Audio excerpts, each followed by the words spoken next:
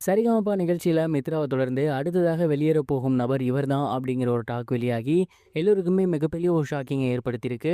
அது யாரு? என்ன நடக்கப் போகுது? அப்படிங்கிறத தான் இந்த ஒரு வீடியோல நம்ம பார்க்க போறோம். சரிகமபா லிட்டில் சாம்ப் சீசன் 5 ரொம்பவே சூப்பரா போய்க்கிட்டு இருக்கு. கடந்த வாரம் யாரும் எதிர்பார்க்காத விதமா மித்ரா அவர்கள் எலிமினேட் ஆகியிருந்தாங்க. மித்ரா இந்த சீசன்ல ரொம்பவே சூப்பரா பாடியிருந்தாங்க.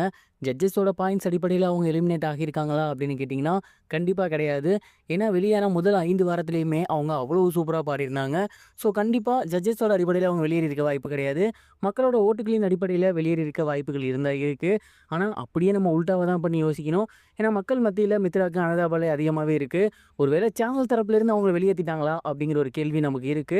அந்த வகையில பார்க்கும்போது, அடுத்ததாக மித்ராவ தொடர்ந்து அபிஷேகாவ தூக்க பிளான் பண்றாங்களா? அப்படிங்கிற ஒரு கேள்வி நமக்கு இருந்திருக்கு. ஏன்னா மித்ரா ரொம்ப சூப்பரா பாடிட்டு இருந்தாங்க. நல்லா வந்து மக்கள் மத்தியில பேர் வாங்கியிருந்தாங்க. அப்படி இருக்கும்போது அவங்களே எலிமினேட் ஆகியிருக்காங்க அப்படிங்கிறப்ப, அபிஷேகா எலிமினேட் ஆகாததுக்குமே மிகப்பெரிய வாய்ப்புகள் இருக்கு.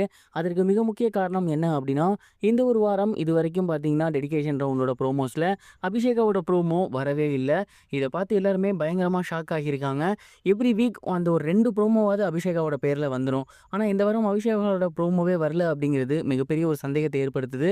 ஒண்ணு அவங்க பாடல நல்லா பாடாம சொதப்பியிருக்கணும். அப்படி இல்ல அப்படிங்கும் பட்சத்தில் அபிஷேகாவோட ப்ரோமோவ சேனலே வந்து கொஞ்சம் டிலே பண்ணி போடணும். அண்ட் இந்த 2ல எதுனாலுமே கண்டிப்பா அபிஷேகாவுக்கு மிகப்பெரிய டிராபேக்.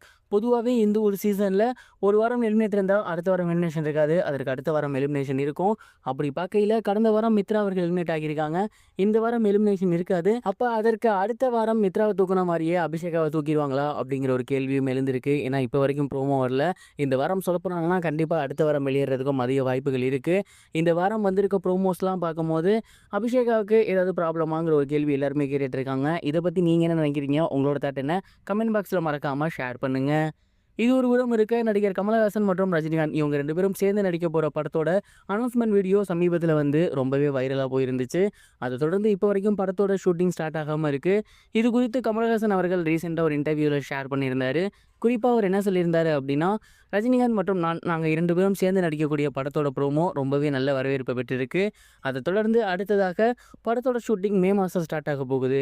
இப்போ ப்ரீ புரொடக்ஷன் ஒர்க்ஸ் வந்து போய்க்கிட்டு இருக்கு. கண்டிப்பா இந்த படம் மக்களுக்கு ரொம்பவே பிடிக்கும். நெல்சன் அந்த மாதிரியான ஒரு கதையை தான் டெலிவரி பண்ண போறாரு. இந்த படத்தோட ஷூட்டிங் மே மாசம் ஸ்டார்ட் பண்ணி 2027 மே வந்து இந்த படத்த கொண்டு வரதாக நாங்க பிளான் பண்ணியிருக்கோம்.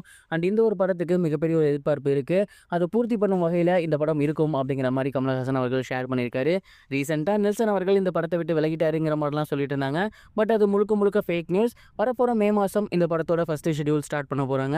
ஒரு பக்கம் தலைவர், இன்னொரு பக்கம் ஆண்டவர். ஸ்க்ரீன்ல பார்க்க எப்படி இருக்க போகுது 37 வருஷம் கழிச்சு அப்படிங்கிறது ரொம்ப எக்ஸைட்மெண்ட்டா இருக்கு. இதையும் கமெண்ட் பாக்ஸ்ல ஷேர் பண்ணுங்க. இதுவரைக்கும் கனெக்டிங் டிவிக்கு சப்ஸ்கிரைப் பண்ணனா மறக்காம சப்ஸ்கிரைப் பண்ணிக்கங்க. உடனடி அப்டேட்ஸ் பெறுவதற்கு நோட்டிஃபிகேஷன் பெல்லையும் கிளிக் பண்ணிக்கங்க.